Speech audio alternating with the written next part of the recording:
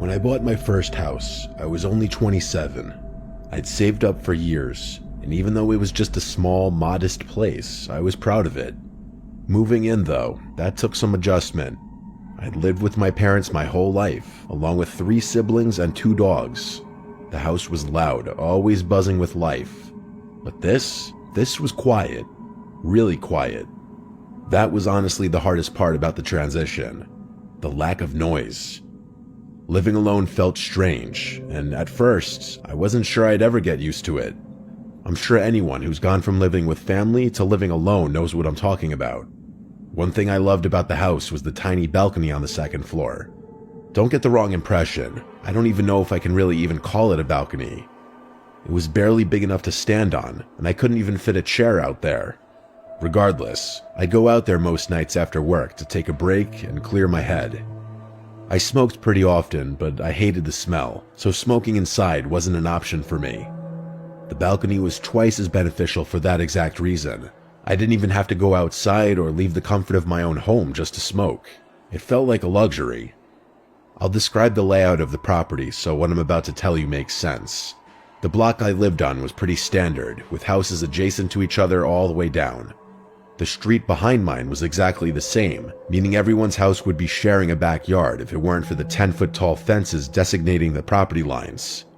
From my balcony, I could see over my backyard neighbor's fence and into his yard. You could see the whole place, really. After a few weeks, I realized I'd met almost all the neighbors except him. Come to think of it, I don't think I had ever seen him, let alone have a conversation with him. The guy never waved and never came over. I never saw him in the yard or at the bedroom window. Nothing. It was like he didn't exist. If it weren't for the occasional bedroom light on at night, I would have assumed the place was deserted. I guessed that there was an old person living there since the grass looked like it hadn't been cut in years, and I never heard any sounds from their yard. After another week, curiosity got the better of me, and I decided to go introduce myself and at least put a face to the name. One Saturday, I walked around the block to his place, expecting to knock on the door and maybe make some small talk. But the house looked rough. Rough was an understatement. It looked completely untouched. The yard was a mess, overgrown with weeds, and the whole place looked like it had been ignored for years. The paint was chipping, some of the siding had been scratched off, and the walkway was stained. The doorbell was broken, so I gave a few loud knocks and waited. Nothing. I felt awkward standing there and started to wonder if maybe the place really was vacant. But then I saw a slight movement behind the window shade. Just a flicker, like someone was peeking out. That was enough for me. Someone was in there, spying on me, but wouldn't open the door for some reason. I turned to leave, when all of a sudden, the door flew open, slamming against the wall like someone had ripped it open in a violent rage.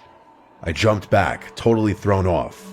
I whipped around and found myself face to face with an elderly Asian woman standing in the doorway, staring at me. She was short, with gray hair pulled back in a tight bun. Her skin was wrinkled, but somehow tense, like she was flexing her face muscles, if that even makes sense.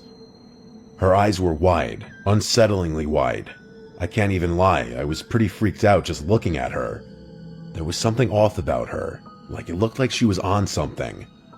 She didn't say a word, just stared with no expression on her face. Eventually, I cleared my throat and introduced myself as her new neighbor. After a few seconds, she said her name was Priscilla and gave me a half smile. And that was it. She didn't even ask my name, she just stood there, watching me. I nodded and turned away, not knowing what to say. I left feeling more unnerved than I wanted to admit. I never heard the door close behind me, but I didn't want to turn around and get caught looking. Later that night, I went out to my balcony like usual, trying to forget about the strange interaction. At that point, I had no idea of the ordeal that I had just gotten myself into. When I glanced over the railing, there she was, that crazy-looking lady from earlier, standing dead center in her yard, looking straight up at my house. She didn't move, didn't call out, just stood there staring. It was one of those moments where you wonder if you're actually seeing what you think you're seeing. I didn't know if I should say something, wave, or pretend like I hadn't noticed her.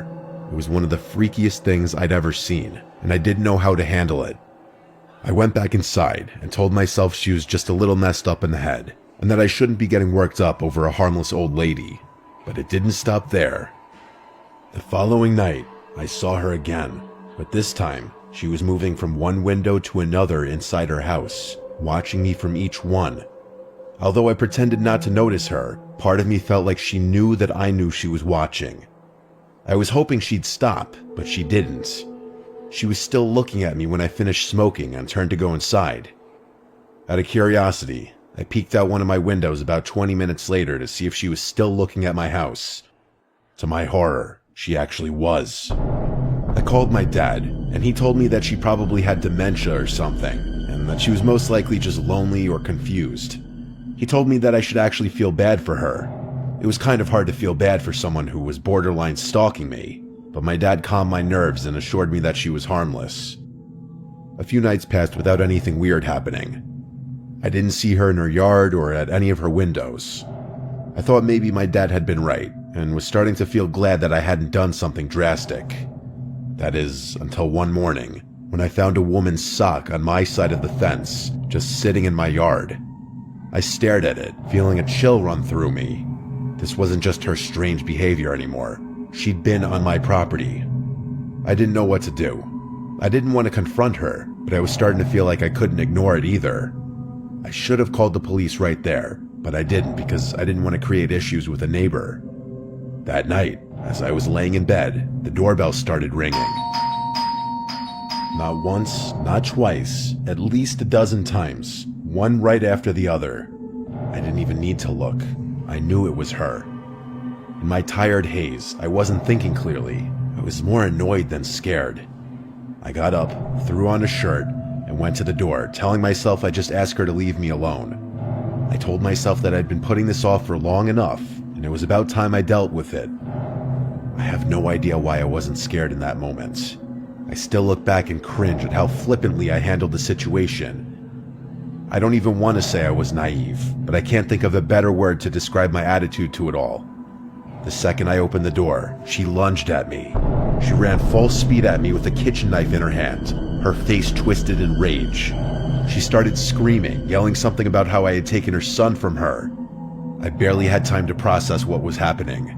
I grabbed her arm, managing to wrestle the knife out of her grip, and I pinned her down on the floor.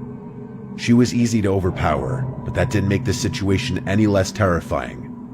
My heart was racing and my hands were shaking as I held her there and called the police. She was still screaming nonsense about her son and told me that she was going to kill me. At one point she tried to bite me, but I wasn't going to let her go until the police arrived. It was the longest 5 minutes of my life. She never stopped screaming or squirming the entire time. When the police finally arrived, they restrained her and forced her into one of their cruisers. She screamed the whole time, and I could still hear her screaming even after they shoved her in the car. I had never been more scared in my life. The police made sure I was okay and told me she'd be sent to some kind of psychiatric facility. I never saw her again after that.